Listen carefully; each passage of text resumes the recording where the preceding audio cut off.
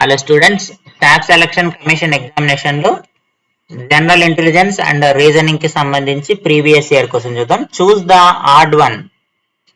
4 options ఇచ్చాడు, అందులో add men out కనుక్కోవాలి. So UOW, so UOW,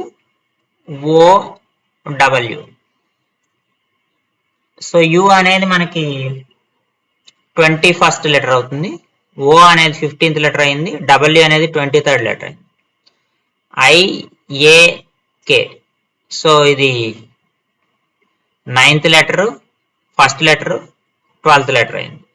PJR, P అంటే 16th letter, 10th letter, 18th letter. LFN, L అంటే 12, 6th letter అయింది, ఇదేమో 14th లెటర్. సో ఒకసారి మనము డిఫరెన్స్ చూద్దాము. డిఫరెన్స్ చూస్తే ఇక్కడ నాకు -6 అయింది, +8 అయింది.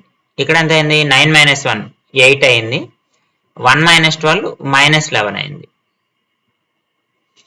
ఇక్కడ చూడండి, ఇక్కడ -6, 16 - 10, అలాగే 10 + 8 అంటే 18, +8 అయింది. ఇక్కడ కూడా 12 - 6 -6 అయింది, తర్వాత +8 అయింది. సో చూడండి, ఈ 3 ఆప్షన్స్ UOW కానీ, PJR కానీ, LFN కానీ -6 +8 తోటి ఉన్నాయి.